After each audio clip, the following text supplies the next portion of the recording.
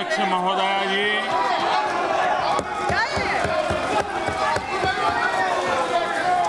माननीय राष्ट्रपति जी के अभिभाषण पर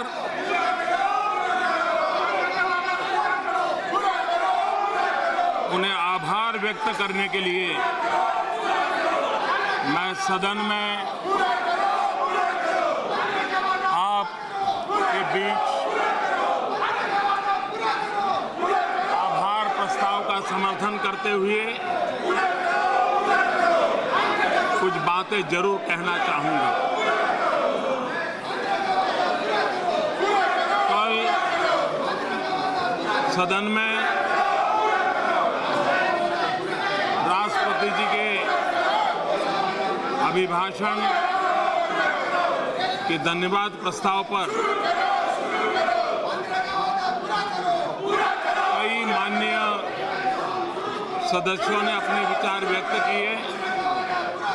श्रीमान मल्लिकार्जुन जी, श्रीमान मोहम्मद सलीम जी, श्रीमान Vinod Kumar ji, Shriman Narasimhan Thota ji, Shri Tariq Anwar ji, Shri Prem Singh ji, Shri A Anwar Raza ji, Jayaprakash Narayan Yadav ji, Kalyan Banerjee, Shri P Venugopal, Shri Bhartruhari Mahtab ji, Shri Anandrao Adsul ji, Jayaprakash Narayan Yadav ji, R K Mohanty Bharti Mohan ji, करीब 34 माननीय सदस्यों ने अपने विचार व्यक्त किए। विस्तार से चर्चा हुई। किसी ने पक्ष में कहा, किसी ने विपक्ष में कहा, लेकिन ये सार्थक चर्चा इस सदन में हुई और राष्ट्रपति जी का भाषण किसी दल का नहीं होता है। देश की आशा आकांक्षाओं की अभिव्यक्ति का और उस दिशा में हो रहे कार्य का एक आलेख होता है और उस दृष्टि से राष्ट्रपति जी के भाषण का सम्मान होना चाहिए। सिर्फ विरोध के खातिर विरोध करना कितना उचित है,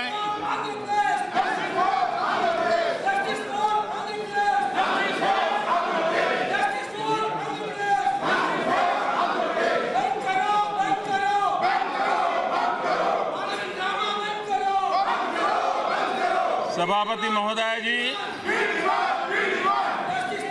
हमारे देश में राज्यों की रचना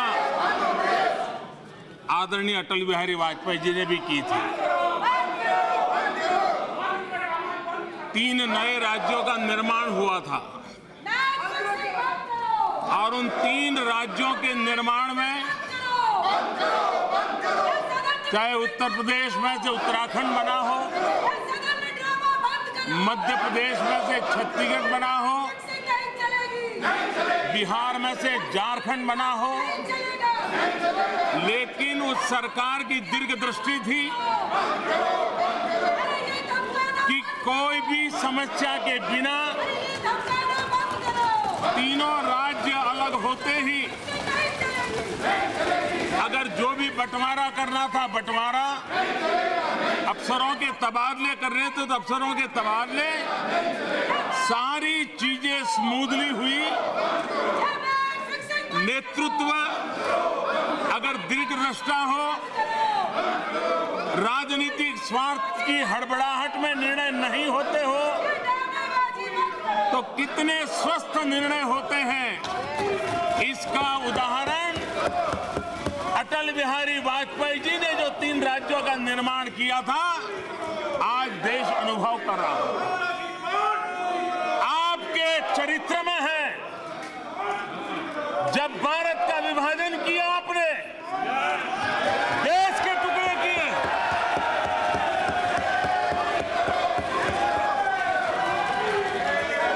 और जो जहर बोया, आज आजादी के 70 साल के बाद एक दिन ऐसा नहीं जाता है कि आपके उस पाप की सजा 125 करोड़ हिंदुस्तानी न भुगत।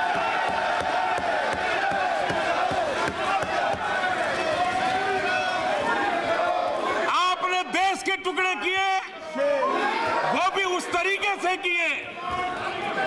आपने चुनाव को ध्यान में रखते हुए हड़बड़ी में संसद के दरवाजे बंद करके, सदन ऑर्डर में नहीं था तब भी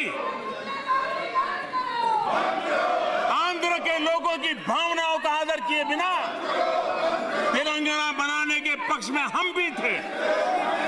तेलंगाना आगे बढ़े उसके पक्ष में आज भी हम हैं। लेकिन आंध्र के साथ उस दिन आपने जो बीज बोए, आपने जो चुनाव के लिए हड़बड़ी में किया, ये उसी का नतीजा है कि आज 4 साल के बाद भी समस्याएं सुलझती रहती हैं। और इसलिए आपको ये प्रकार की चीजें शोभा नहीं देती। सभापति महोदय जी,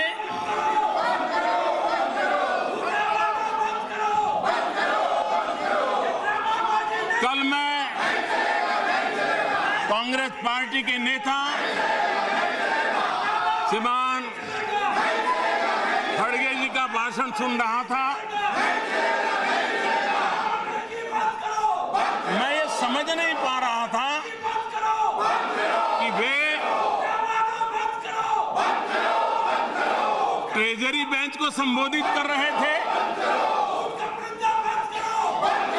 कर्नाटक के लोगों को संबोधित कर रहे थे, कि अपने ही दल के नीति निर्धारकों को खुश करने का प्रयास कर रहे थे।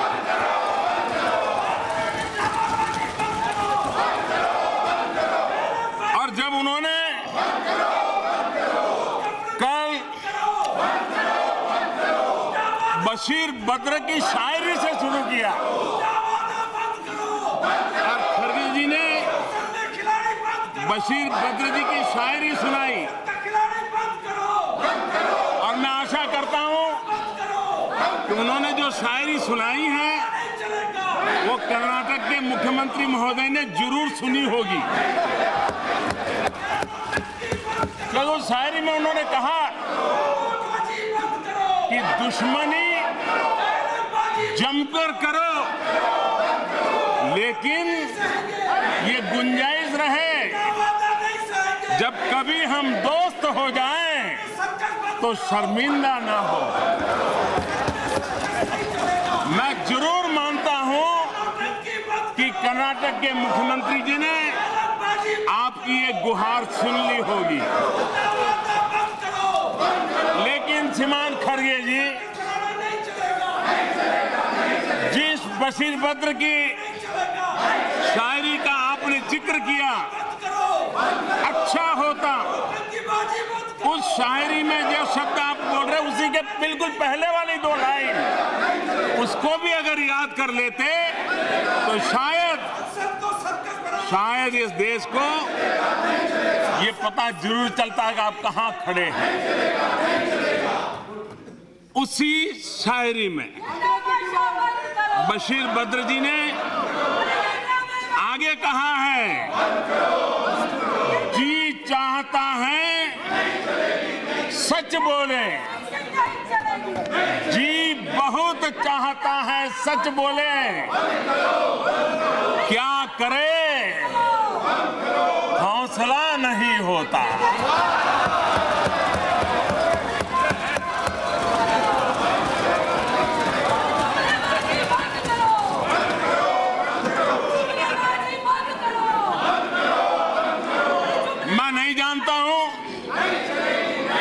कर्नाटक के चुनाव के बाद खड़गे जी उस जगह पे होंगे कि नहीं होंगे, और इसलिए एक प्रकार से ये फेयरवेल स्पीच भी उनकी हो सकती है।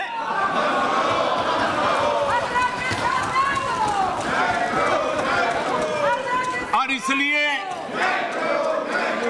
आमतौर पे सदन में जब पहली बार कोई सदस्य बोलते हैं तो हर कोई सम्मान से, कोई भी डिस्टर्बेंस के बिना सुनते हैं, और उसी प्रकार से जो फेयरवेल की स्पीच होती है वो भी करीब करीब सम्मान से देखी जाती है। अच्छा होता कल कुछ माननीय सदस्यों ने संयम बरता होता और आदरणीय खड़गे जी की बात को उसी सम्मान के साथ सुना होता तो अच्छा होता। लोकतंत्र के लिए बहुत आवश्यक है। विरोध करने का हक है, लेकिन सदन को मान में लेने का हक नहीं है।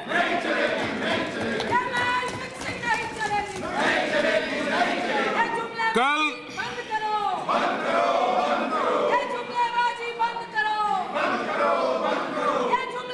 अध्यक्ष महोदया,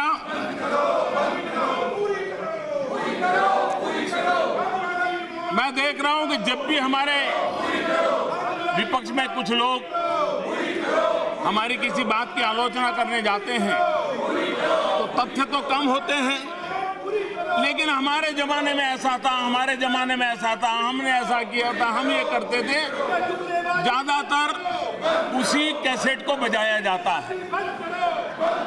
लेकिन ये न भूलें कि भारत आजाद हुआ, उसके बाद भी जो देश आजाद हुए वो हमसे भी तेज गति से काफी आगे बढ़ चुके।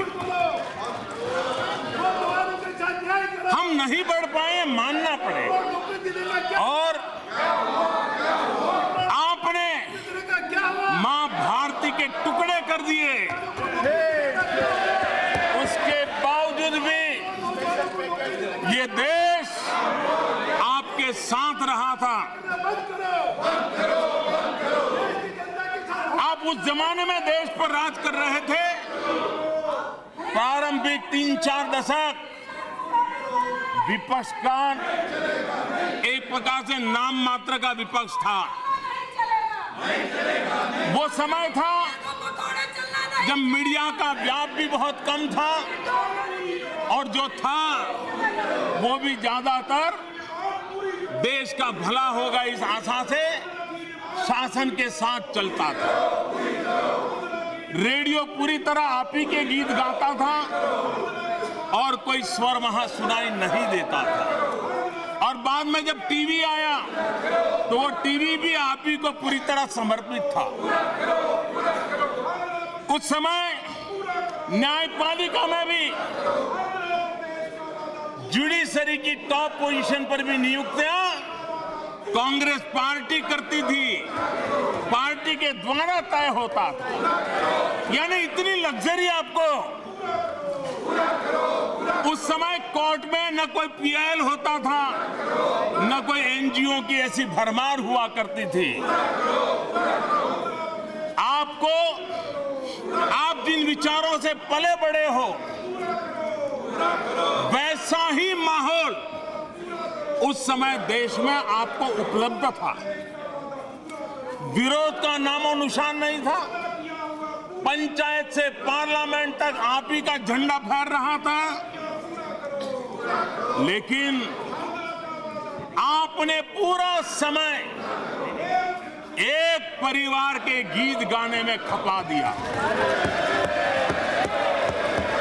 देश के इतिहास को भुला करके एक ही परिवार को देश याद रखे, सारी शक्ति उसी में लगाई। उस समय देश का जज्बा, आजादी के बाद के दिन थे, देश को आगे ले जाने का जज्बा था। आपने कुछ जिम्मेवारी के साथ काम किया होता तो ये देश की जनता में सामर्थ्य था, देश को कहां से कहां पहुंचा देते। लेकिन आप अपनी ही धुन बजाते रहे। और ये मानना पड़ेगा कि आपने सही दिशा रखी होती, सही नीतियां बनाई होती, अगर नीयत साफ होती, तो ये देश आज जहां है उससे कई गुना आगे और अच्छा होता। इसको इनकार नहीं कर सकते। ये एक दुर्भाग्य रहा है देश का कि कांग्रेस पार्टी के नेताओं को यही लगता है कि भारत नाम के देश का जन्म 15 अगस्त 1947 को हुआ, जैसे इसके पहले देश था ही नहीं। और कल मैं हैरान था, इसको मैं अहंकार कहूं या नासमझी कहूं या वर्षा ऋतु के समय अपनी कुर्सी बचाने का प्रयास कहूं, जब ये कहा गया कि देश को नेहरू ने लोकतंत्र दिया, देश को कांग्रेस ने लोकतंत्र दिया। अरे खड़गे साहब, कुछ तो कम करो।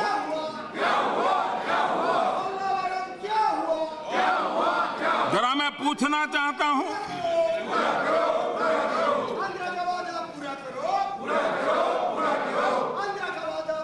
आप लोकतंत्र की बात करते हैं, आपको पता होगा ये हमारा देश जब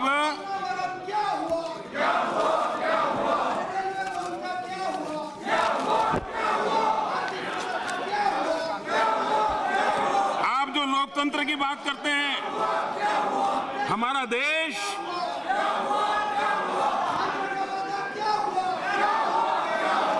जब लिच्छवी साम्राज्य था, जब बुद्ध परंपराएं थी, तब भी हमारे देश में लोकतंत्र की गूंज थी। ये कांग्रेस और नेहरू जी ने लोकतंत्र नहीं दिया। बौद्ध संघ एक ऐसी व्यवस्था थी जो चर्चा, विचार विमर्श और वोटिंग के आधार पर निर्णय करने की प्रक्रिया चलाता था। और श्रीमान खड़गे जी, आप तो कर्नाटक से आते हो, कम से कम एक परिवार की भक्ति करके कर्नाटक के चुनाव के बाद शायद आपकी यहां बैठने की जगह बची रहे, लेकिन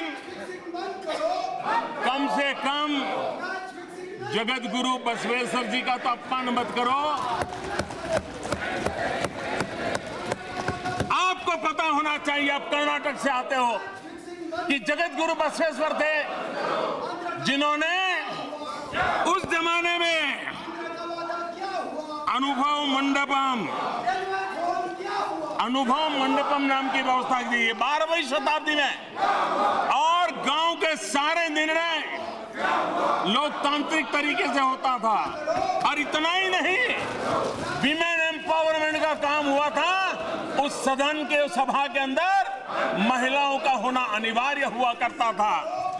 ये जगत गुरु बसवेश्वर जी के कालखंड में लोकतंत्र को प्रस्थापित करने का काम 12वीं शताब्दी में इस देश में हुआ था। लोकतंत्र ये हमारी रगों में है, हमारी परंपरा में है। और बिहार के अंदर इतिहास गवाह है, लिच्छवी साम्राज्य के समय किस प्रकार से हमारे यहाँ, अगर हम प्राचीन इतिहास की तरफ गौर करें तो हमारे यहाँ गणराज्य की व्यवस्था हुआ करती थी 2500 साल पहले। ये भी लोकतंत्र की परंपरा थी।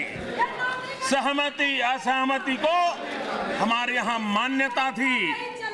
आप लोकतंत्र की बात करते हो, श्रीमान मनमोहन जी की सरकार में मंत्री रहे हुए और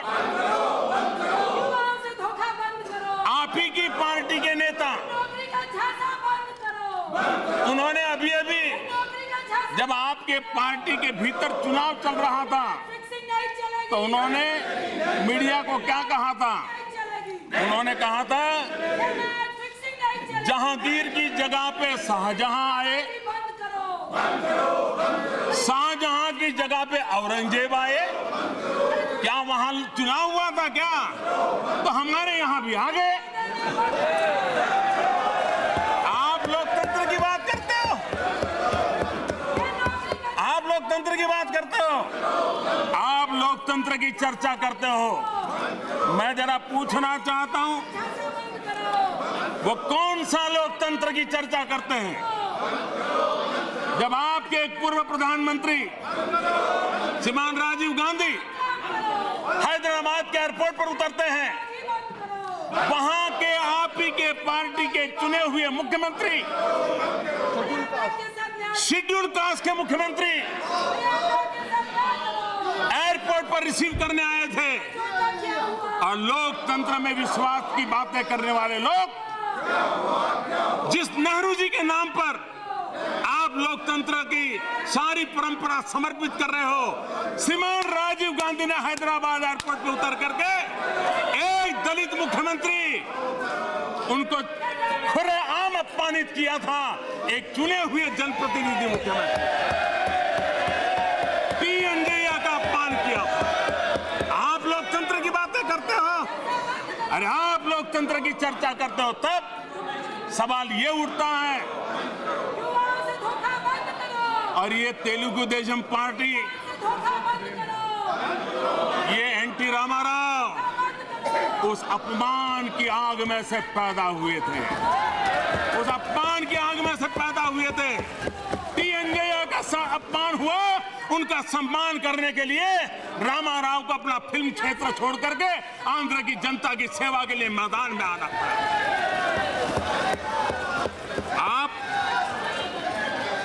आप लोकतंत्र की बात समझ आ रहे हो? इस देश में 90 से अधिक बार धारा 356 का दुरुपयोग करते हुए राज्य सरकारों को, उन राज्यों में उभरती हुई पार्टियों को आपने उखाड़ के फेंक दिया। आपने पंजाब में अकाली दल के साथ क्या किया?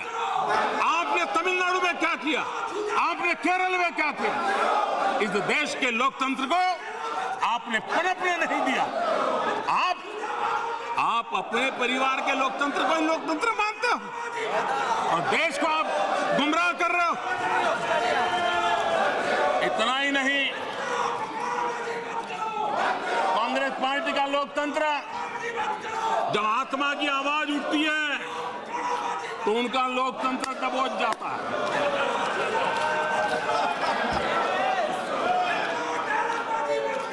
आप जानते हैं, कांग्रेस पार्टी ने राष्ट्रपति के उम्मीदवार के रूप में नीलम संजीव रेड्डी को पसंद किया था और रातों रात उनके पीठ में छुरा भोंक दिया गया, अधिकृत उम्मीदवार को पराजित कर दिया गया। और ये भी देखिए, इत्तेफाक से वे भी आंध्र से आते थे, पीएनजैया के साथ किया, आपने संजीव रेड्डी के साथ किया। आप लोकतंत्र की बात बताते हो। इतना ही नहीं, अभी का डॉक्टर मनमोहन सिंह जी देश के प्रधानमंत्री, कैबिनेट ने निर्णय किया, लोकतंत्र की एक महत्वपूर्ण संस्था, संविधान के द्वारा बनी हुई संस्था, आप ही की पार्टी की सरकार और आपकी पार्टी के एक पदाधिकारी पत्रकार वार्ता बुला करके कैबिनेट के निर्णय को प्रेस के सामने टुकड़े कर दे। आपके मुंह में लोकतंत्र शोभा नहीं देता, आपके मुंह में लोकतंत्र शोभा नहीं देता। और इसलिए कृपा करके आप हमें लोकतंत्र के पाठ मत पढ़ाइए।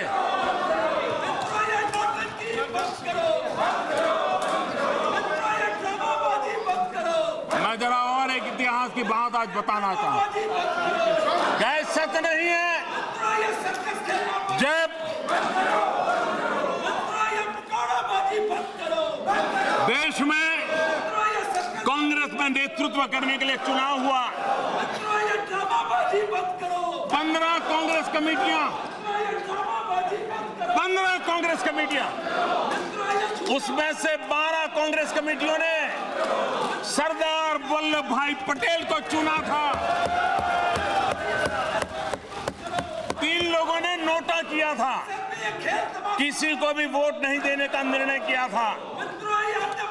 उसके बावजूद भी नेतृत्व सरदार वल्लभ भाई पटेल को नहीं दिया गया।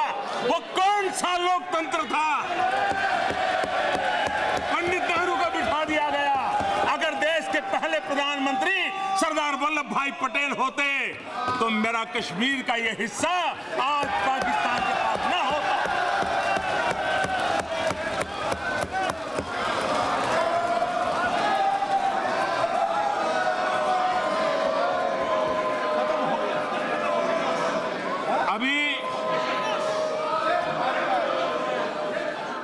अभी दिसंबर में क्या ये कांग्रेस पार्टी के अध्यक्ष का चुनाव था कि ताजपोशी थी?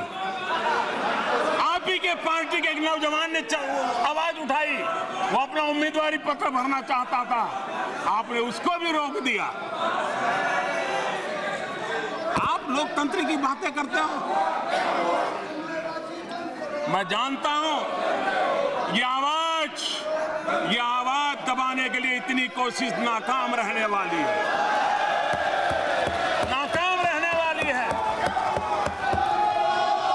सुनने की हिम्मत चाहिए और इसलिए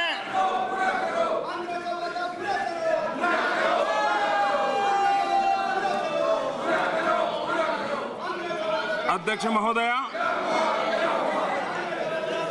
हमारी सरकार की विशेषता है, हम ऐसे एक वर्क कल्चर को लाए हैं जिस वर्क कल्चर में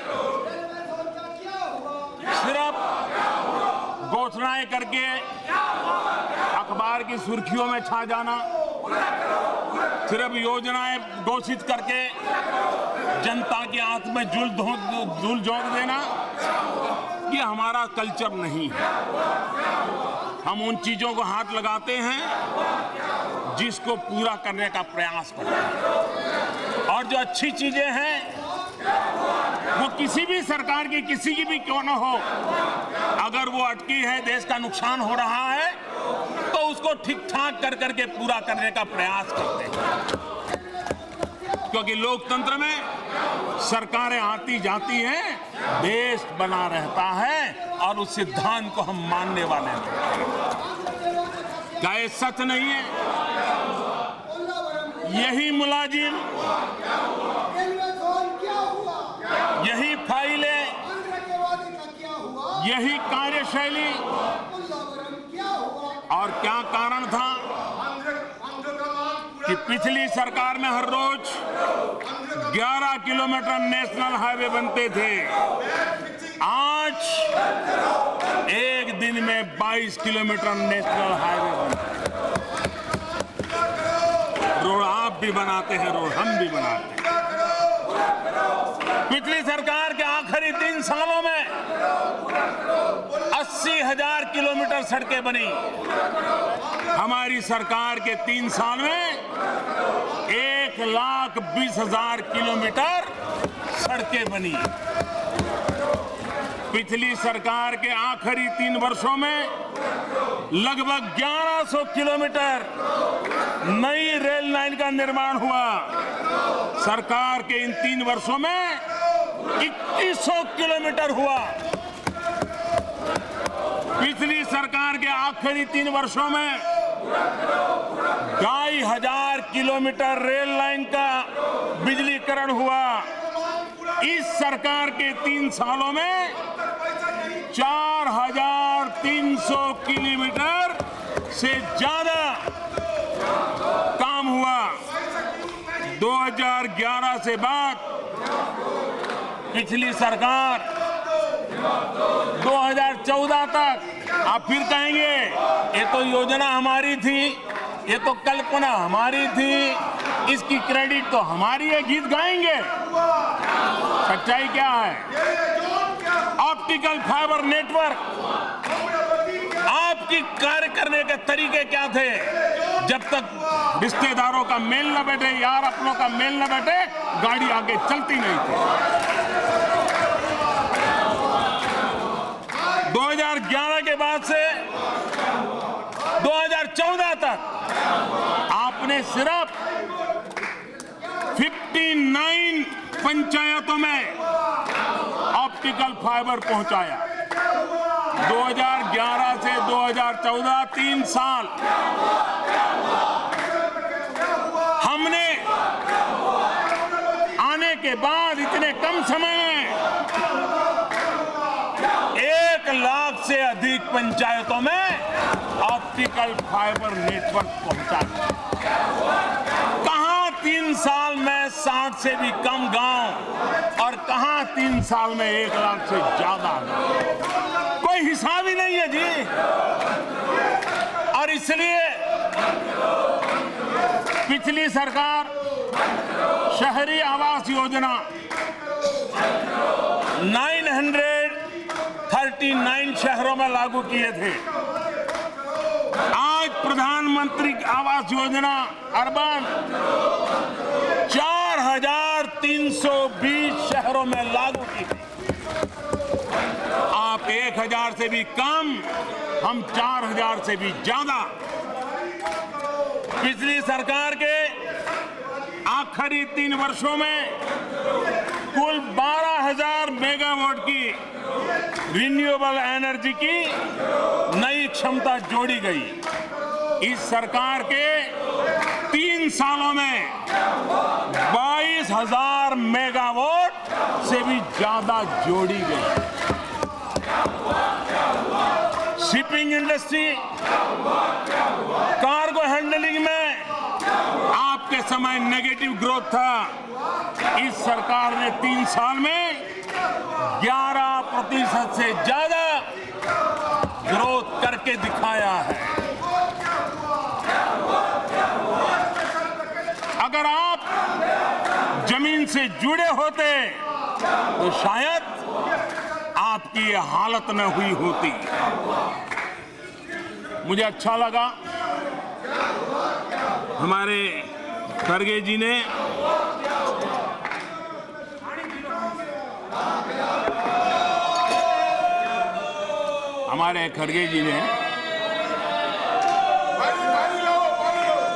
दो चीजें, एक तो रेलवे और दूसरा कर्नाटक, और खड़गा जी का एकदम सीना फूल जाता है। आपने बीदर कलबुर्गी रेल लाइन का जिक्र किया। जरा देश को इस सच्चाई का पता होना चाहिए। ये बात कांग्रेस के मुंह से कभी किसी ने सुनी नहीं होगी, कभी नहीं बोले होंगे, उद्घाटन समारोह में भी नहीं बोले होंगे, शिलान्यास में भी नहीं बोले होंगे। सत्य स्वीकार करिए कि ये बीदर कलबुर्गी 110 किलोमीटर की नई रेल लाइन का प्रोजेक्ट अटल बिहारी वाजपेयी की सरकार में मंजूर हुआ था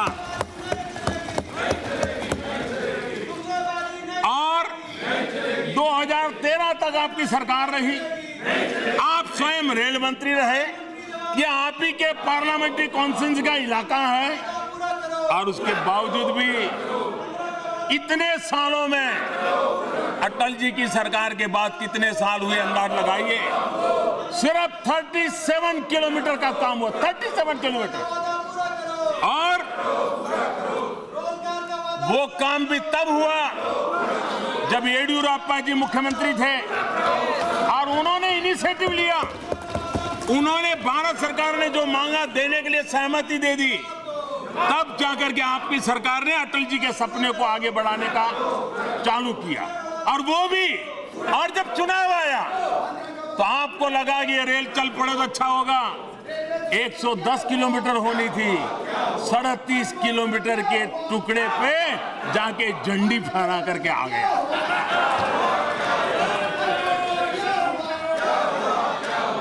और हमने आकर के इतने कम समय में 72 किलोमीटर का जो बाकी काम था पूरा किया।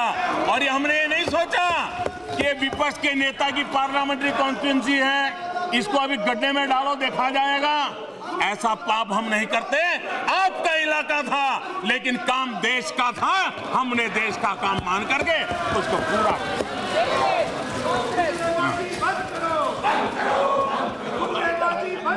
और उस पूरी योजना का लोकार्पण मैंने किया तो भी आपके दर्द हो रहा है। इस दर्द की दवा शायद देश की जनता ने बहुत पहले कर दी है। अध्यक्ष महोदया, दूसरी एक चर्चा कर रहे हैं बाड़मेर की रिफाइनरी की। चुनाव प्राप्त करने के लिए चुनाव के पहले पत्थर पे नाम जड़ जाएगा तो गाड़ी चल जाएगी। आपने बाड़मेर रिफाइनरी में जाकर के पत्थर जड़ दिए, नाम लिखवा दिया, लेकिन जब हम आकर के कागजात देखे तो जो शिलान्यास हुआ था रिफाइनरी का वो सारा का सारा कागज पे था।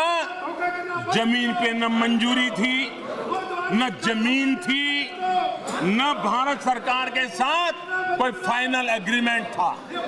और चुनाव को ध्यान में रखते हुए आपने वहां भी पत्थर जड़ दिया।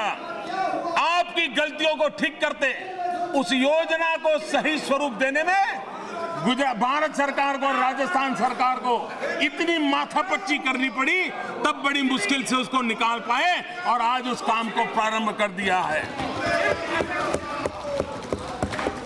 असम में एक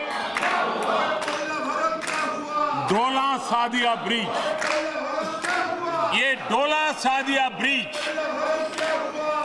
ये जब हमने उद्घाटन किया तो जरा कुछ लोगों को तकलीफ हो गई और कह दिया ये तो हमारा था, बड़ा आसान है। ये कभी नहीं बोले हैं जब उस ब्रिज का काम आगे बढ़ रहा था। कभी सदन में सवाल उठे हैं, कभी ये कहने की ईमानदारी नहीं दिखाई कि ये काम भी अटल बिहारी वाजपेयी की सरकार में निर्णित हुआ था। और वो भी हमारे बीजेपी के एक विधायक, उन्होंने विस्तार से अध्ययन करके मांग की थी और अटल जी ने उस मांग को माना था और उसमें से ये बना था। और 2014 में हमारी सरकार बनने के बाद नॉर्थ ईस्ट, उत्तर पूर्व के इलाकों को हमने प्राथमिकता दी और उसको तेज गति से आगे बढ़ाने का काम हमने किया और तब जाकर के वो ब्रिज बना। इतना ही नहीं, मैं गर्व से कह सकता हूं ये सरकार है जो देश में आज सबसे लंबी सुरंग, सबसे लंबी गैस पाइपलाइन, सबसे लंबा समंदर के अंदर ब्रिज, सबसे तेज ट्रेन, ये सारे निर्णय यही सरकार कर सकती है और समय सीमा में आगे बढ़ा रही है। इसी कालखंड में 104 सैटेलाइट छोड़ने का विक्रम भी इसी कालखंड में होता है। इस बात का इनकार नहीं किया जा सकता है जो राष्ट्रपति जी ने अपने अभिभाषण में उल्लेख किया। और मैं कहना चाहूंगा लोकतंत्र कैसा होता है, शासन में रहे हुए हर एक का सम्मान कैसा होता है। लाल किले पर से भाषण निकाल दीजिए, आजादी के सभी कांग्रेस के नेताओं के लाल किले से भाषण निकाल दीजिए, एक भाषण में किसी ने ये कहा हो कि देश में जो प्रगति हो रही है उसमें सभी सरकारों का योगदान है, भूतपूर्व सरकारों का योगदान है, ऐसा एक वाक्य लाल किले पर से कांग्रेस के नेताओं ने बोला हो तो जरा इतिहास खोल करके ले आइए। ये नरेंद्र मोदी लाल किले पर से कहता है कि देश आज जहां है पुरानी सभी सरकारों का भी योगदान है, राज्य सरकारों का भी योगदान है और देशवासियों का योगदान है, खुलेआम स्वीकार करने की हमारी हिम्मत है और ये हमारे चरित्र में है। मैं आज बताना चाहता हूं, गुजरात में जब मुख्यमंत्री था तो उस मुख्यमंत्री के कालखंड में गुजरात की गोल्डन जुबिली का ईयर था। हमने गोल्डन जुबिली ईयर मनाने में जो कार्यक्रम किए, एक कार्यक्रम क्या किया, जितने भी राज्यपाल श्री के भाषण थे, गवर्नर के भाषण क्या होते हैं, जैसे राष्ट्रपति का भाषण उस सरकार की गतिविधियों का उल्लेख करता है, गवर्नर का भाषण उस काल की राज्य सरकार के किए गए कामों का बयान करता है। सरकारें कांग्रेस की रही थी गुजरात बनने के बाद, लेकिन हमने गुजरात बना तब से लेकर के 50 साल की यात्रा में जितने भी गवर्नरों के भाषण थे, जिसमें सभी सरकारों के काम का ब्यौरा था, उसका ग्रंथ प्रसिद्ध किया और उसको आर्काइव में रखने का काम किया। लोकतंत्र इसको कहते हैं। आप मेहरबानी कर करके, हर कुछ आप ही ने किया है, आपका एक परिवार ने किया है, इस मानसिकता के कारण आज वहां जाकर बैठने की नौबत आई है।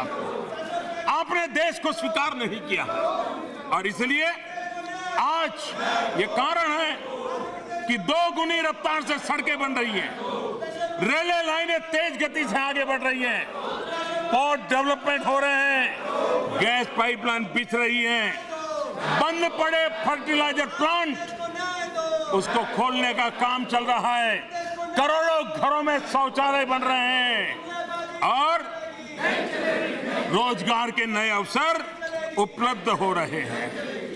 मैं जरा कांग्रेस के मित्रों से पूछना चाहता हूं,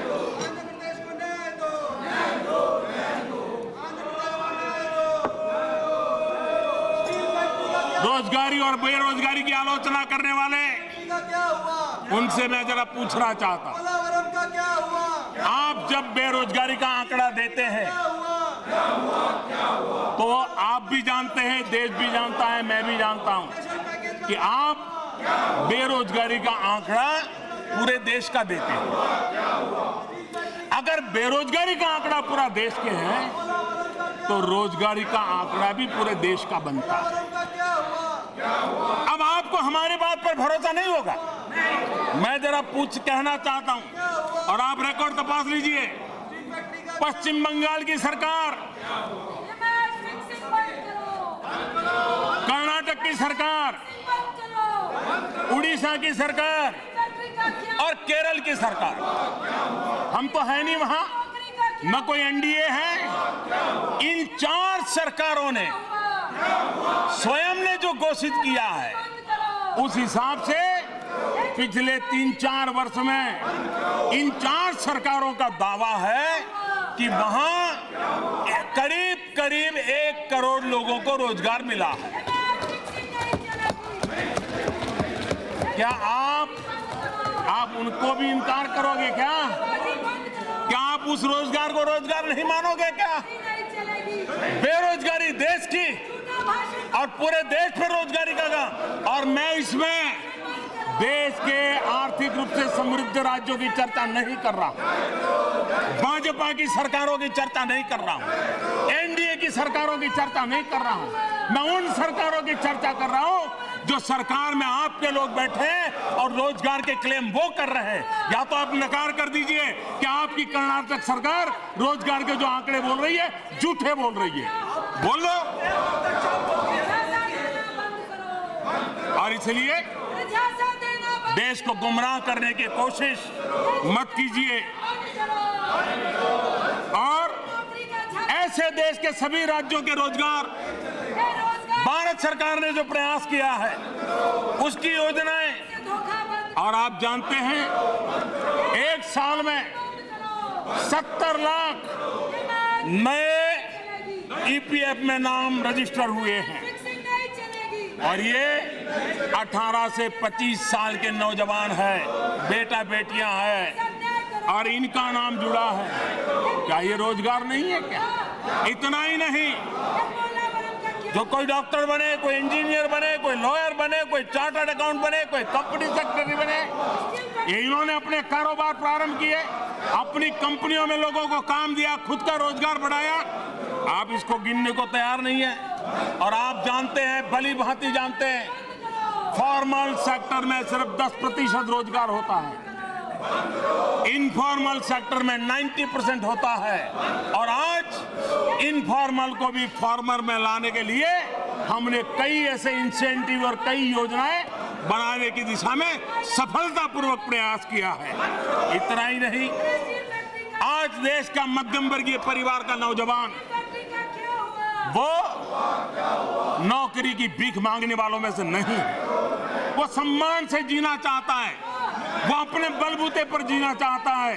मैंने ऐसे कई आईएएस अफसर देखे हैं। कभी मैं पूछता हूं कि आपके संतान क्या करते हैं, ज्यादातर मैं सोचता हूं शायद वो भी बाबू बनेंगे, लेकिन आजकल वो मुझे कह रहे हैं साहब जमाना बदल गया है, हमारे पिताजी के सामने हम थे तो हम सरकारी नौकरी खोजते खोजते यहाँ पहुंच गए। आज हमारे बच्चों को हम कहते हैं कि बेटा यहाँ आ जाओ, वो मना करता है और वो कहता है मैं तो स्टार्टअप चालू करूंगा। वो विदेश से पढ़ कर के आया है, बोले मैं स्टार्टअप चालू करूंगा। सब दूर, देश के नौजवानों में ये एस्पिरेशन है। और भारत के नेतृत्व में कोई भी दल हो, देश के मध्यम वर्गीय तेजो तर्रार जो नौजवान है, उनके एस्पिरेशंस को बल देना चाहिए, उनको निराश करने का काम नहीं करना चाहिए। और प्रधानमंत्री मुद्रा योजना, स्किल डेवलपमेंट योजना, एंटरप्रेन्योरशिप ट्रेनिंग की योजना, ये सारी बातें देश के मध्यम वर्ग के ऊर्जावान नौजवानों को उस एस्पिरेशन को बल देने के लिए हम प्रयास कर रहे हैं। और उसी का परिणाम है कि प्रधानमंत्री मुद्रा योजना के तहत 10 करोड़ से ज्यादा लोन की स्वीकृति हुई है। ये आंकड़ा कम नहीं है। और अभी तक ये 10 करोड़ लोन स्वीकृति में कहीं किसी की कटकी हुई, कोई बीच में दलाल आया, उसकी कोई शिकायत नहीं आई है। और ये भी तो इस सरकार के वर्क कल्चर का परिणाम है, ये भी उस वर्क कल्चर का परिणाम है। कोई बिचौलिया नहीं आया। और उसका कारण था कि हमने जो प्रोडक्ट बनाई है, नीति नियम बनाए हैं, उसी का वो परिणाम था कि उसको बिना कोई गारंटी बैंक में जाकर के उसको धन मिल सकता है। और इन 10 करोड़ लोन स्वीकृत हुई है, उसमें 4 लाख करोड़ रुपए से ज्यादा पैसा दिया गया। इतना ही नहीं, ये लोन प्राप्त करने वाले लोग हैं, उसमें 3 करोड़ लोग बिल्कुल नए उद्यमी हैं, जिनको कभी ऐसा अवसर नहीं आया जीवन में। ऐसे लोग हैं। क्या ये भारत की रोजगारी बढ़ाने का काम नहीं हो रहा है? लेकिन आपने आंखें बंद करके रखी है। और इसलिए आप सब अपने गीत गाने से ऊपर आ नहीं पा रहे। और ये मानसिकता आपको वहीं रहने देगी। और ये भी अटल जी ने कहा है, वही सच्चाई है कि आप छोटे मन से कोई बड़ा नहीं होता। अटल जी ने कहा है, छोटे मन से कोई बड़ा नहीं होता और टूटे मन से कोई खड़ा नहीं हो सकता। और इसलिए आप वहीं रह जाओगे, वहीं पर गुजारा करना है आपको। मैं जरा पूछना चाहता हूं, ये सब हमारे जमाने के गीत गाते रहते हैं।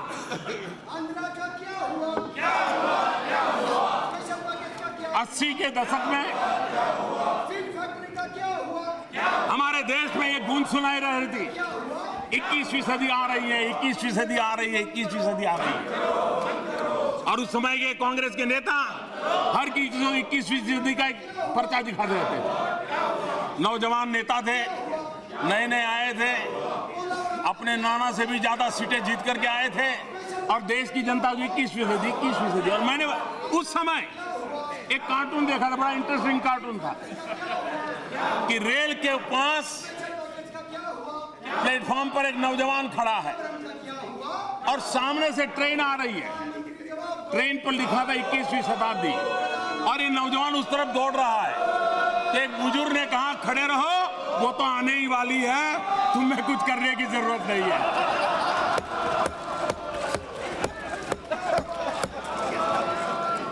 कि 80 के दशक में 21वीं शताब्दी के सपने दिखाए जाते थे, सारी देर 21वीं सदी के भाषण सुनाए जा रहे थे, और 21वीं सदी बात करने वाली सरकार इस देश में एविएशन पॉलिसी तक नहीं ले पाई। अगर 21वीं सदी में एविएशन पॉलिसी नहीं होगी, वो कैसी 21वीं सदी का आपने सोचा था? बैलगाड़ी वाली? यही आप चल रहे हैं। भाइयों बहनों,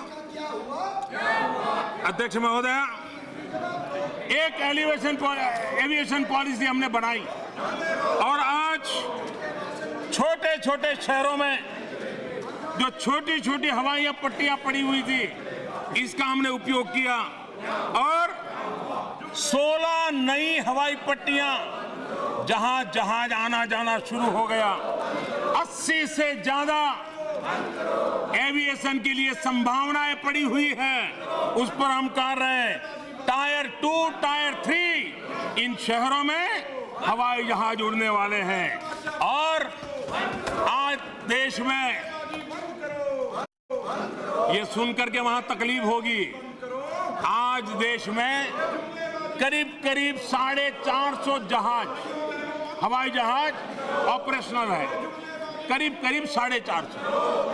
आपको जानकर के खुशी होगी कि हमारे इस इनिशिएटिव का परिणाम है कि इस वर्ष 900 से ज्यादा नए हवाई जहाज खरीदने के ऑर्डर हिंदुस्तान से गए हैं। और इसलिए मैं मानता हूं, और ये सफलता इसलिए नहीं मिली है कि सिर्फ हम निर्णय करते हैं, हम टेक्नोलॉजी का भरपूर उपयोग करते हैं, हम मॉनिटरिंग करते हैं। अरे रोड के काम को भी और रेल के काम को हम ड्रोन से देख रहे हैं, हम सैटेलाइट टेक्नोलॉजी के द्वारा हम टैगिंग कर रहे हैं, और कहां क्या कहां। इतना ही नहीं, टॉयलेट बने तो मोबाइल फोन पर उसकी तस्वीर टैग की जाती है, और इस प्रकार से हर चीज को सैटेलाइट की टेक्नोलॉजी का उपयोग करते हुए आगे बढ़ाने का हमने काम किया है। और उसके कारण, मॉनिटरिंग के कारण गति भी आई है, मॉनिटरिंग के कारण ट्रांसपेरेंसी को भी ताकत मिली है। मैं हैरान हूं,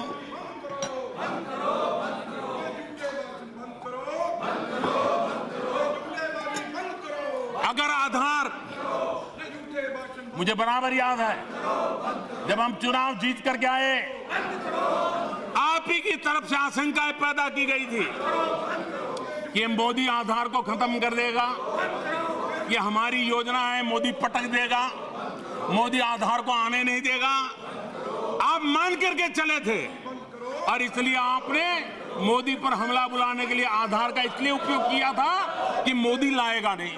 लेकिन जब मोदी ने उसको वैज्ञानिक तरीके से लाया और उसका वैज्ञानिक उपयोग करने के रास्ते खोजे जो आपकी कल्पना में तक नहीं थे, आपकी कल्पना में तक नहीं थे, और अब जब आधार लागू हो गया, अच्छे ढंग से लागू हो गया, गरीब से गरीब सच्चे व्यक्ति को अच्छी तरह उसका लाभ मिलने लगा, तो आपको आधार का इंप्लीमेंटेशन बुरा लगने लग गया।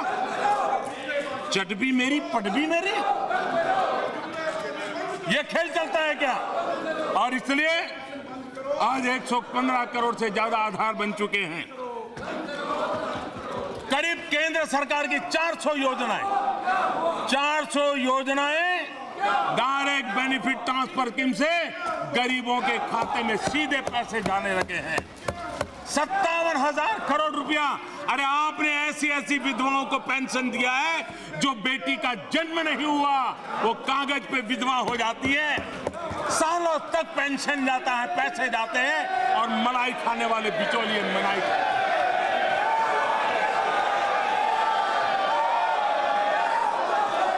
विधवा के नाम पर, बुजुर्गों के नाम पर, दिव्यांगों के नाम पर सरकारी खजाने से निकले पैसे बिचौलियों के जेब में गए हैं और राजनीति चलती रही।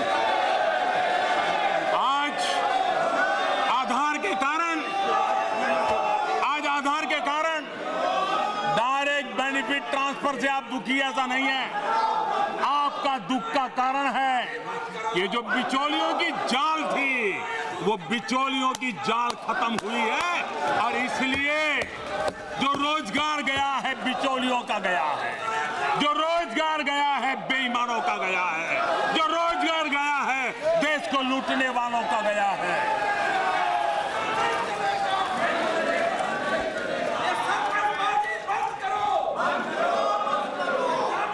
अध्यक्ष महोदया,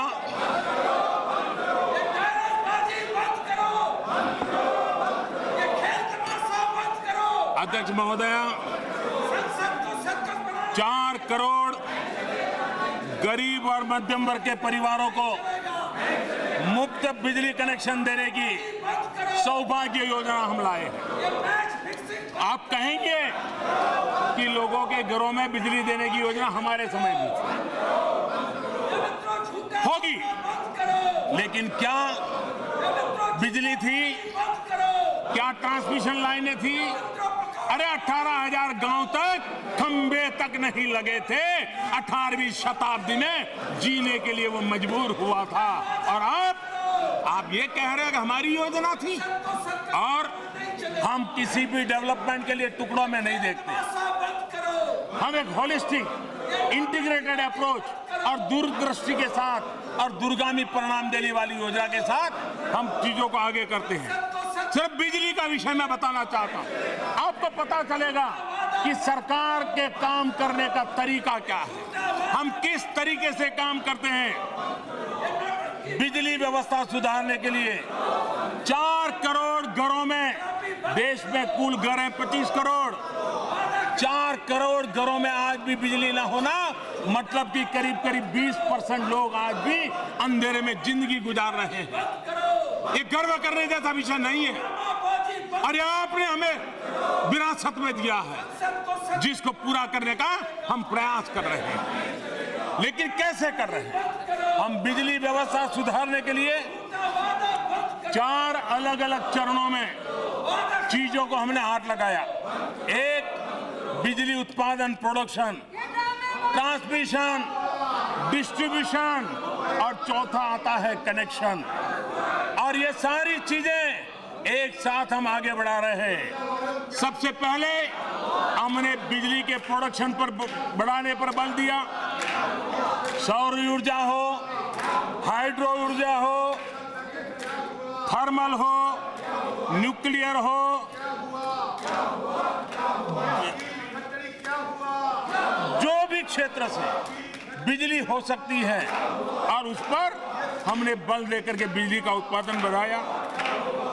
ट्रांसमिशन नेटवर्क में हमने तेज गति से वृद्धि की।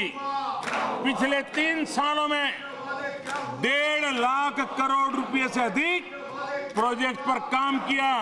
ये पिछली सरकार के आखिरी 3 वर्षों की तुलना में 83% ज्यादा है। हमने स्वतंत्रता के बाद देश में कुल स्थापित ट्रांसमिशन लाइन, इसमें 2014 के बाद 31%, यानी आजादी के बाद जो था उसमें 31% अकेले हमने आकर के बढ़ाया। ट्रांसफार्मर कैपेसिटी पिछले 3 साल में 49% हमने बढ़ाई है। कश्मीर से कन्याकुमारी, कच्छ से कामरूप, निर्बाध रूप से बिजली को ट्रांसमिशन करने के लिए सारा नेटवर्क का काम हमने खड़ा कर दिया है। पावर डिस्ट्रीब्यूशन सिस्टम मजबूत करने के लिए 2015 में उज्जवल डिस्कॉम एश्योरेंस योजना, यानी कि उदय योजना, और राज्यों को साथ लेकर के MOU कर करके आगे बढ़ाई है। बिजली डिस्ट्रीब्यूशन कंपनियों में बेहतर ऑपरेशनल और फाइनेंशियल मैनेजमेंट स्थापित हो, उस पर हमने बल दिया है। इसके बाद कनेक्शन के लिए, घर में बिजली पहुंचाने के लिए सौभाग्य योजना लॉन्च की है। एक तरफ बिजली पहुंचाना, दूसरी तरफ बिजली बचाना। हमने 28 करोड़ LED बल्ब बांटे। मध्यम वर्ग का परिवार जो घर में बिजली का उपयोग करता है, 28 करोड़ बिजली के बल्ब पहुंचने के कारण 15,000 करोड़ रुपया बिजली का बिल बचा है, जो मध्यम वर्ग परिवार के जेब में बचा है। देश के मध्यम वर्ग को लाभ हुआ है। हमने वेस्टेज ऑफ टाइम भी बचाया है। हमने वेस्टेज ऑफ मनी को भी रोकने के लिए ईमानदारी के प्रयास किया है। अध्यक्ष महोदय,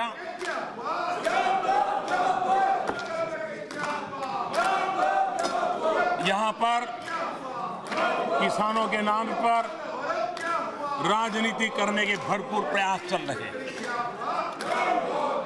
और उनको भी मददगार लोग मिल जाते हैं। ये सच्चाई है कि आजादी के 70 साल के बाद भी हमारे किसान जो उत्पादन करते हैं, करीब करीब 1 लाख करोड़ रुपयों का ये जो उत्पादित चीजें हैं, फल हो, फूल हो, सब्जी हो, अन्न हो, ये खेत से लेकर स्टोर तक और बाजार के तक जो सप्लाई चेन चाहिए, उसकी कमी के कारण वो संपदा बर्बाद हो जाती है। हमने प्रधानमंत्री किसान संपदा योजना शुरू की और हम उस इंफ्रास्ट्रक्चर को बल दे रहे हैं कि किसान जो पैदावार करता है उसको रखरखाव की व्यवस्था मिले, कम खर्चे से मिले और उसकी फसल बर्बाद न हो, उसकी गारंटी तैयार हो। सरकार ने सप्लाई चेन में नए इंफ्रास्ट्रक्चर को तैयार करने में मदद करने का फैसला किया है और इसके बाद जो 1 लाख करोड़ बचेंगे वो देश को, किसानों को, फूड प्रोसेसिंग में लगे हुए मध्यम वर्ग के नौजवानों को गांव में ही कृषि आधारित उद्योगों के लिए अवसर की संभावनाएं में पैदा हुई है। हमारे देश में जितना कृषि का महत्व है उतना ही पशुपालन का है, वो एक दूसरे से जुड़े हुए हैं। हमारे देश में पशुपालन के क्षेत्र में आवश्यक प्रबंधन के अभाव में सालाना 40,000 करोड़ रुपए का नुकसान होता है।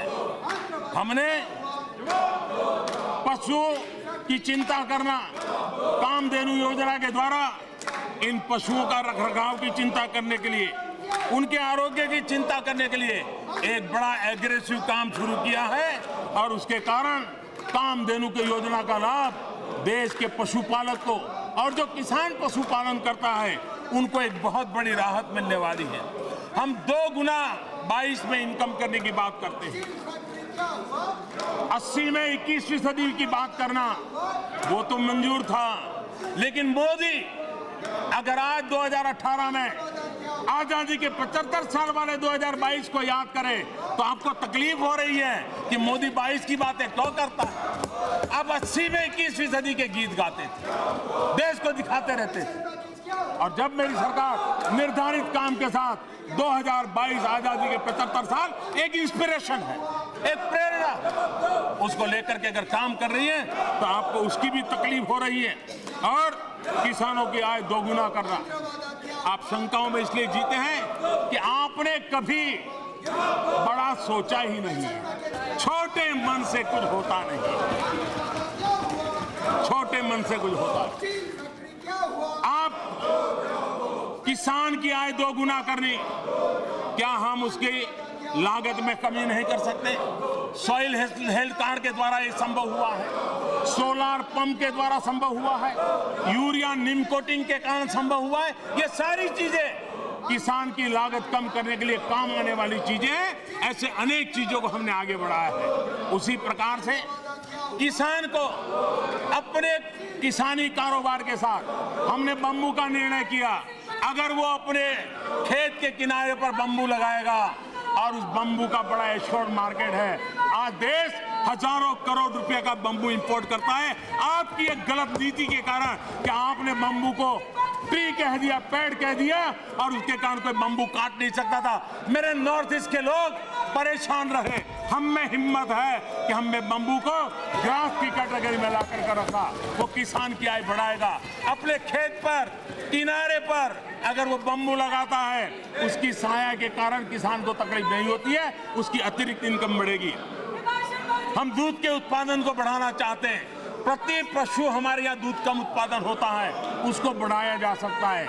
हम मधुमक्खी पालन पर बल देना चाहते हैं। आपको हैरानी होगी मधुमक्खी पालन में करीब 40% वृद्धि हुई है। 40 मध एक्सपोर्ट करने में हुए और बहुत कम लोगों को मालूम होगा। आज दुनिया holistic health care, eco friendly living इस पे बल दे रहा है और इसलिए उसको केमिकल वैक्स से बच करके बी वैक्स चाहिए। आज पूरे दुनिया में बी वैक्स का बहुत बड़ा मार्केट है और हमारा किसान खेती के साथ मधुमक्खी का पालन करेगा तो बी वैक्स के कारण उसको एक उत्तम प्रकार का आय में भी बदलाव होगा। हम ये भी जानते हैं कि मधुमक्खी फसल को उगाने में भी एक नई ताकत देती है। अनेक ऐसे क्षेत्र हैं वो ये सारे काम, दूध उत्पादन हो, पोल्ट्री फार्म हो, फिशरीज हो, बाम्बू हो, वैल्यू एडिशन हो, ये सारी चीजें हैं जो किसान की आय को डबल करती हैं। हम जानते हैं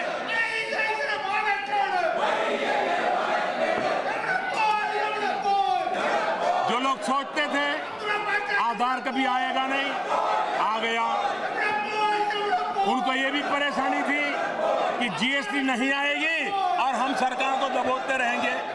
अब जीएसटी आ गई तो क्या करें? तो नया खेल खेलो। ये खेल चल रहा है। कोई देश की राजनीतिक नेतागिरी देश को निराश करने का काम कभी नहीं करती, लेकिन कुछ लोगों ने इस काम का रास्ता अपनाया है। आज सिर्फ जीएसटी के कारण लॉजिस्टिक में जो फायदा हुआ है, हमारी ट्रक पहले जितना समय उसका जाता था वेस्टेज, जाम के कारण, टोल टैक्स के कारण आज उसका वो बच गया और हमारे ट्रांसपोर्टेशन की कैपेसिटी को 60% डिलीवरी की ताकत नहीं आई है। जो काम 5-6 दिन में एक ट्रक जाके करता था वो आज 2.5-3 दिन में पूरा कर रहा है। ये देश को बहुत बड़ा फायदा है। हमारे देश में मध्यम वर्ग भारत को आगे ले जाने में उसकी बहुत बड़ी भूमिका। मध्यम वर्ग को हम निराश करने के लिए भ्रम फैलाने के प्रयास हो रहे हैं, झूठ पैपरा। हमारे देश का मध्यम वर्ग का व्यक्ति गुड गवर्नेंस चाहता है, बेहतरीन व्यवस्थाएं चाहता है। वो अगर ट्रेन की टिकट ले तो ट्रेन में उसके हक की सुविधाएं चाहता है। अगर वो कॉलेज में बच्चे को पढ़ने के लिए भेजे तो उसको अच्छी शिक्षा चाहता है। बच्चों को स्कूल भेजे तो स्कूल में अच्छी शिक्षा चाहता है। वो खाना खरीदने जाए तो खाने की क्वालिटी अच्छी मिले, ये मध्यम वर्ग का व्यक्ति चाहता है। और सरकार का ये काम है कि पढ़ाई के बेहतर संस्थान हो, उचित मूल्य पर उसको घर मिले, अच्छी सड़कें मिले, ट्रांसपोर्ट की बेहतर सुविधाएं मिले, आधुनिक अर्बन इंफ्रास्ट्रक्चर हो।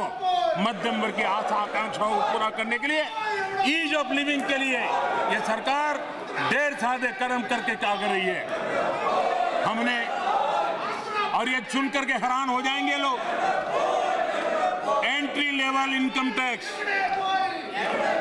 दुनिया में 5% की दर पर सबसे कम अगर कहीं है तो भारत हिंदुस्तान में है, जो गरीबों को किसी समृद्ध देश में भी नहीं, समृद्ध देश में भी नहीं है, वो हमारे यहाँ है। 2000 के पहले बजट में टैक्स से छूट की सीमा 50,000 रुपया बढ़ाकर 2.5 लाख रुपया कर दिया गया था। इस वर्ष बजट में 40,000 रुपये का स्टैंडर्ड डिडक्शन हमने मंजूर कर दिया है। सीनियर सिटीजन को टैक्स में छूट का भी प्रावधान किया है। मध्यम वर्ग को करीब 12,000 करोड़ रुपया का सालाना नया फायदा ये जुड़ता जाए, ये काम हमारी सरकार ने किया है।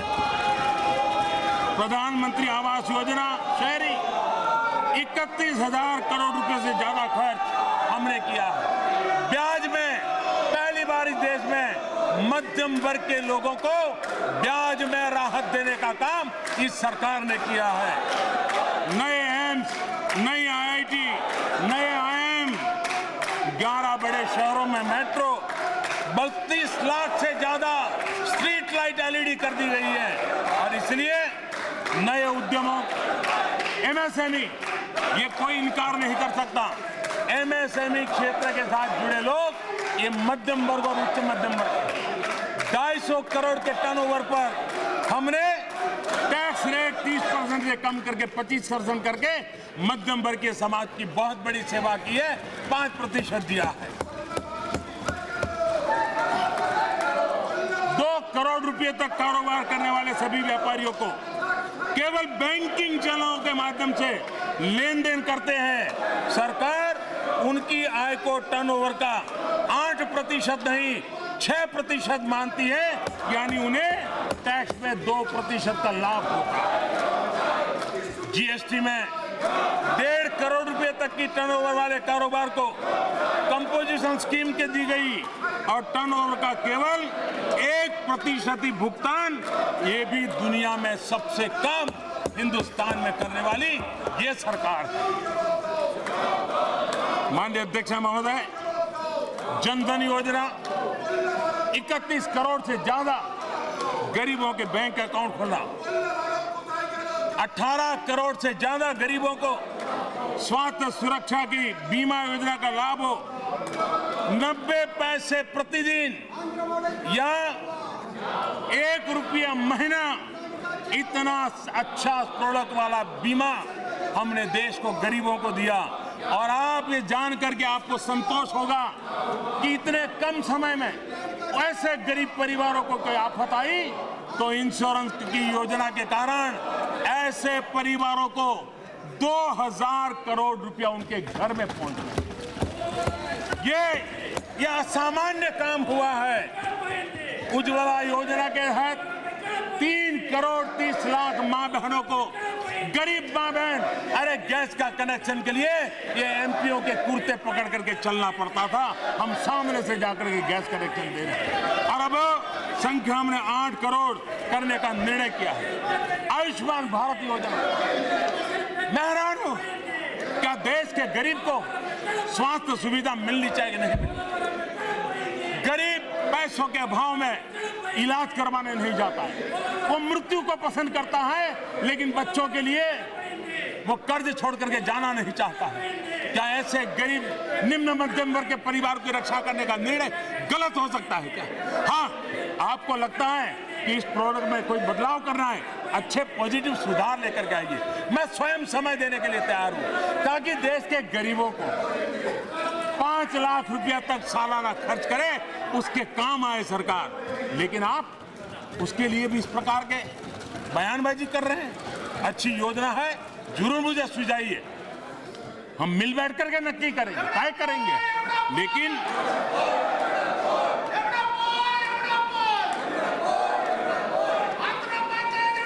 अध्यक्ष महोदय जी,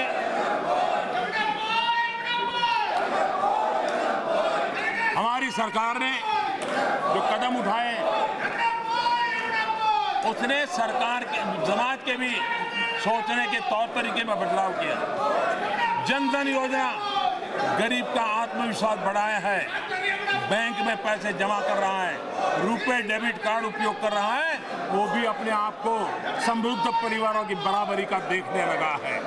स्वच्छ भारत मिशन महिलाओं के अंदर एक बहुत बड़ा आत्मविश्वास पैदा करने का काम किया है, अनेक प्रकार की पीड़ाओं से उसको मुक्ति देने का कारण बना है। उज्ज्वला योजना गरीब माताओं को धुएं से मुक्ति दिलाने का काम कहा। पहले हमारा श्रमिक या तो अच्छी नौकरी पाने के लिए पुरानी नौकरी छोड़ने की हिम्मत नहीं करता था, क्योंकि पुराने जमा पैसे डूब जाएंगे। हमने उसके अनक्लेम 27,000 करोड़ रुपया यूनिवर्सल अकाउंट नंबर देकर के उस तक पहुंचाने का काम किया है। और आगे गरीब मजदूर जहां जाएगा उसका बैंक अकाउंट में 7 साल चलता जाएगा, ये काम किया है। भ्रष्टाचार और काला धन, अभी भी आपको रात को नींद नहीं आती। मैं जानता हूं आपकी बेचैनी। भ्रष्टाचार के कारण जमानत पर जीने वाले लोग भ्रष्टाचार के कामों से बचने वाले नहीं है, कोई भी बचने वाला नहीं। पहली बार हुआ है देश में 4 पूर्व मुख्यमंत्री भारत की न्यायपालिका ने उनको दोषी घोषित कर दिया है और जेल में जिंदगी गुजारने के लिए मजबूर होना पड़ा। ये हमारा कमिटमेंट है। देश को जिन्होंने लूटा है उनको देश को लौटाना पड़ेगा और उस काम में मैं कभी पीछे हटने वाला नहीं हूं। ये मेरा आर्टिकल ऑफ फेथ, मैं लड़ने वाला इंसान। और इसलिए आज देश में एक ईमानदारी का माहौल बना, एक ईमानदारी का उत्सव है। अधिक लोग आज आगे आ रहे हैं, इनकम टैक्स देने के लिए आ रहे हैं। उनको भरोसा है कि शासन के पास खजाने में जो पैसा जाएगा पाई पाई का हिसाब मिलेगा, सही उपयोग होगा। ये काम हो रहा है। आज मैं एक विषय को जरा विस्तार से कहना चाहता हूं।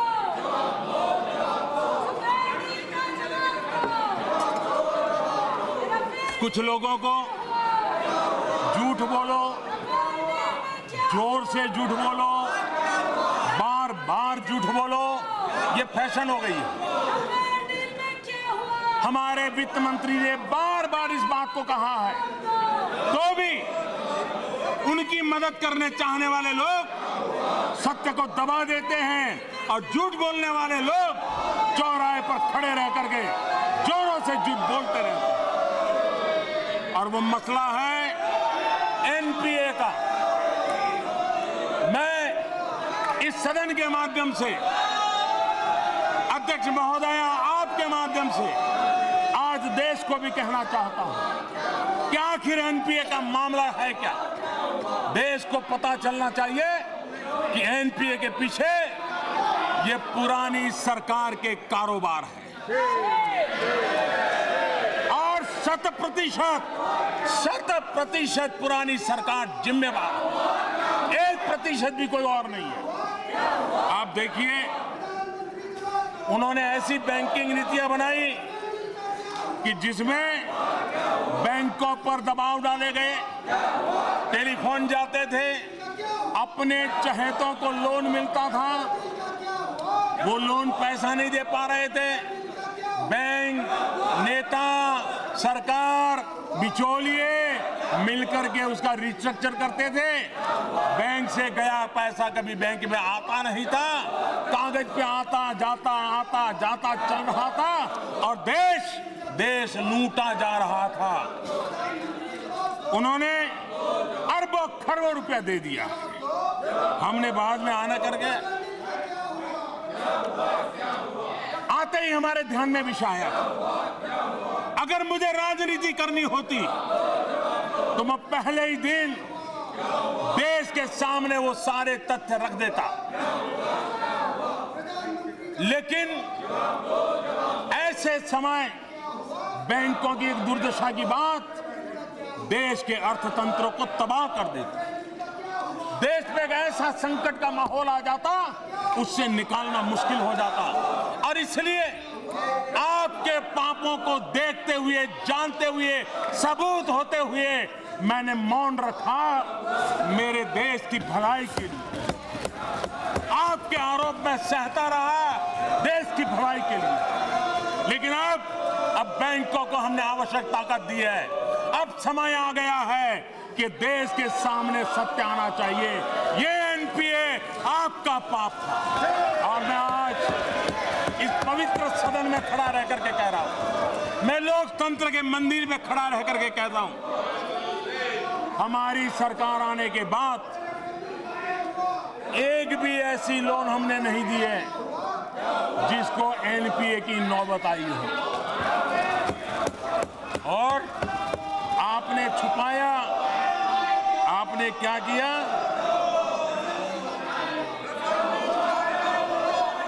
आपने आंकड़े गलत दिए। जब तक आप थे आपने बताया कि एनपीए 36% है। हमने जब देखा और 2014 में हमने कहा भाई झूठ नहीं चलेगा, सच करो, जो होगा देखा जाएगा। और जब सारे कागजात खंगालना शुरू किया तो आपने जो देश को बताया था वो गलत आंकड़ा था। 82% एनपीए था, 82%।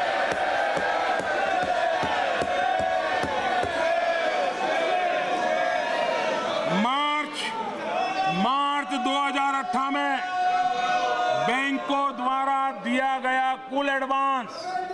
18 लाख करोड़ रुपए, और हमने 6 साल में आप देखिए क्या हाल हो गया। 8 में 18 लाख करोड़, और आप जब तक मार्च 2000 तक बैठे थे ये 18 लाख करोड़ पहुंच गया 52 लाख करोड़ रुपया, जो देश के गरीब का पैसा आपने लौटा दिया। और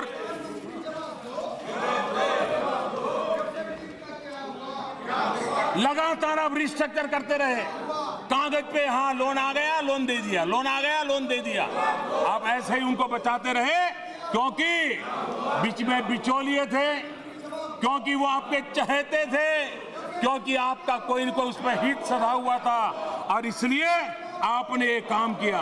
हमने तय किया कि जो भी तकलीफ होगी सहेंगे, लेकिन साफ सफाई और मेरा स्वच्छता अभियान सिर्फ चौराहे तक नहीं है। मेरा स्वच्छता अभियान इस देश के नागरिकों के हक के लिए इन आचार विचार में भी है, और इसलिए हमने इस काम को किया है।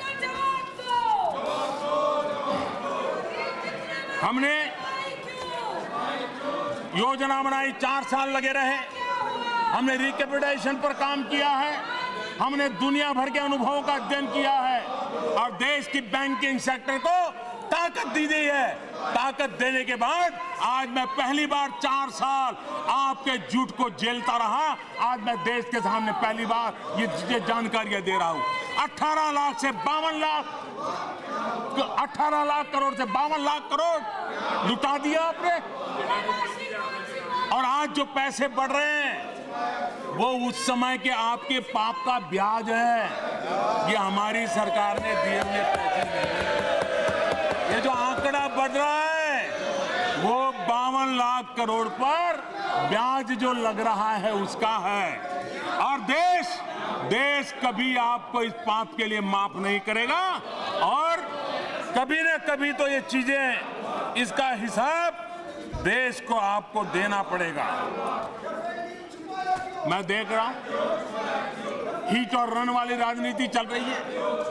कीचड़ फेंको और भाग जाओ, कीचड़ फेंको और भाग जाओ। जितना कीचड़ उछालोगे कमल उतना ही ज्यादा खिलने वाला, और उछालो, जितना उछालना है उछाल लो। और इसलिए मैं जरा कहना चाहता हूं,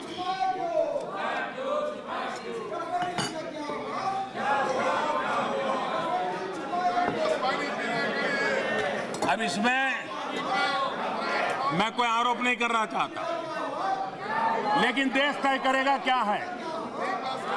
आपने कतर से गैस लेने का 20 साल का कॉन्ट्रैक्ट किया था, और जिस दाम से गैस का कॉन्ट्रैक्ट किया था, हमने आकर के कतर से बात की, हमने अपना पक्ष रखा। भारत सरकार बंधी हुई थी, आप जो सौदा कर गए थे हमको उसको निभाना था, क्योंकि देश की सरकार की अपनी विश्वसनीयता होती है। लेकिन हमने उनको तथ्यों के सामने रखा, हमने उनको कन्विंस किया, और मेरे देशवासियों को खुशी होगी अध्यक्ष महोदया, ये पवित्र सदन में मुझे कहते हुए संतोष हो रहा है कि हमने कतार को रिनेगोशिएशन किया, और गैस की जो हम खरीदी करते थे करीब 8,000 करोड़ रुपया देश का हमने बचाया। आपने 8,000 करोड़ ज्यादा दिया था, क्यों दिया, किसके लिए दिया, कैसे दिया, क्या इसके साथ सवालिया निशान खड़े हो सकते, वो देश तय करेगा, मुझे नहीं कहना है। उसी प्रकार से मैं ये भी कहना चाहूंगा, ऑस्ट्रेलिया के अंदर गैस के लिए भारत सरकार का एक सौदा हुआ था, गैस आता उनसे लिया जाता था, हमने उनसे भी नेगोशिएशन किया, लंबे समय का किया, और आपने ऐसा क्यों नहीं किया। हमने 4,000 करोड़ रुपया उसमें भी बचाया, देश के हक का पैसा हमने बचाया। क्यों दिया, किसने दिया, कब दिया, किसके लिए दिया, किस हेतु से दिया, ये सारे सवालों के जवाब आप तो कभी देंगे नहीं, मुझे मालूम है। देश की जनता जवाब मांगने वाली है। छोटा सा विषय एलईडी बल्ब, कोई मुझे बताए क्या कारण था कि आपके समय वो बल्ब 300 साढ़े 300 रुपये में बिकता था? भारत सरकार 300 साढ़े 300 में खरीदती थी। क्या कारण है कि वही बल्ब, कोई टेक्नोलॉजी में फर्क नहीं, कोई क्वालिटी में फर्क नहीं, देने वाली कंपनी वही, 350 का बल्ब 40 रुपये में कैसे आने? जरा कहना पड़ेगा, आपको कहना पड़ेगा, आपको जवाब देना पड़ेगा। आप मुझे बताइए, सोलर एनर्जी, क्या कारण है कि आपके समय सोलर पावर यूनिट 12 रुपया, 13 रुपया, 14 रुपया, 15 रुपया? लूटो, जिसको भी लूटना है लूटो, बस हमारा ख्याल रखो। इसी मंत्र को लेकर के चला। आज वही सोलर पावर 2 रुपया 3 रुपये के बीच में आ गया है। लेकिन उसके बावजूद हम आप पर भ्रष्टाचार के आरोप मैं नहीं लगाता। देश जो कि लगाना लगाएगा, मैं उसमें अपने आप को संयमित रखना चाहता हूं। लेकिन ये हकीकत बोल रही है कि क्या हो रहा था, और इसलिए और आज विश्व में भारत का मान सम्मान बढ़ा। आज भारत के पासपोर्ट की ताकत सारी दुनिया में जहां भी हिंदुस्तानी हिंदुस्तान का पासपोर्ट लेकर के जाता है, सामने मिलना वाला आंख ऊंची करके गर्व के साथ देखता है। आपको शर्म आती है विदेशों में जाकर के देश की गलत तरीके से पेश कर रहे हो? जब देश डोकलाम की लड़ाई लड़ रहा था, खड़ा था, आप चीन के लोगों से बात कर रहे थे। आपको याद होना चाहिए, संसदीय प्रणाली, लोकतंत्र, देश, विपक्ष, एक जिम्मेदार विपक्ष क्या होता है। शिमला करार जब हुआ, इंदिरा गांधी जी ने बेनजीर भुट्टो के साथ करार किया, हमारी पार्टी का इतराज था।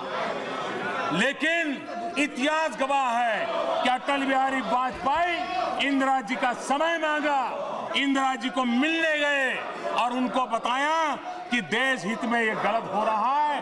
बस हमने बाहर आकर के उस समय देश का कोई नुकसान नहीं होने दिया था। देश की हमारी जिम्मेवारी होती है। जब हमारी सेना का जवान सर्जिकल स्ट्राइक करता है, आप सवाल या निशान खड़ा करते हो। मैं समझता हूं, जब देश में एक कॉमनवेल्थ गेम हुआ, इस देश में एक कॉमनवेल्थ गेम हुआ, अभी भी कैसी कैसी चीजें लोगों के मन में सवाल या निशान बनी। इस सरकार में आने के बाद 54 देशों का इंडिया अफ्रीका समिट हुआ, ब्रिक्स समिट हुआ, फीफा अंडर 17 का वर्ल्ड कप हुआ, इतने बड़े बड़े योजनाएं हुई। अरे अभी 26 जनवरी को आसियान के 10 देश के मुखिया आकर के बैठे थे और मेरा तिरंगा लहरा रहा। आपने सोचा नहीं तक। अरे जिस दिन इस नई सरकार का शपथ हुआ और सार्क देशों के मुखिया आकर के बैठ गए, तो आपके मन में सवाल था कि 70 साल में हमें क्यों समझ नहीं आया। छोटा मन बड़ी बात नहीं कर सकता है।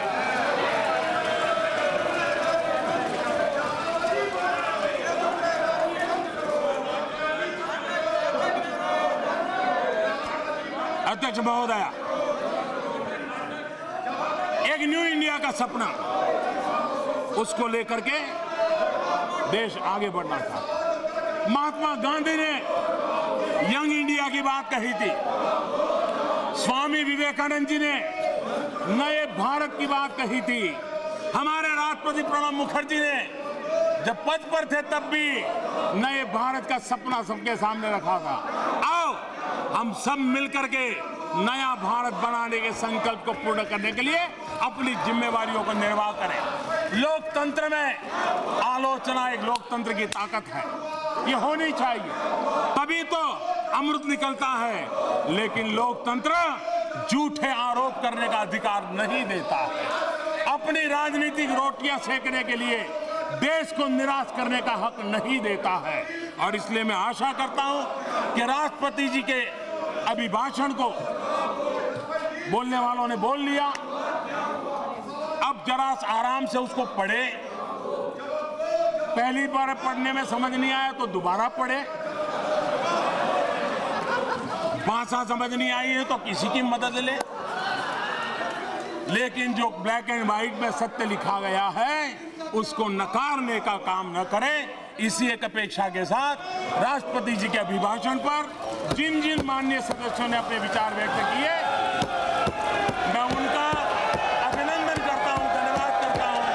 और मैं सबको कहता हूं कि सर्वसम्मति से राष्ट्रपति जी के अभिभाषण को हम स्वीकार करें।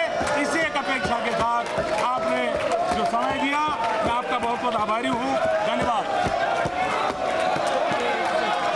A number of amendments have been moved by members to the motion of thanks. Shall I put all the amendments?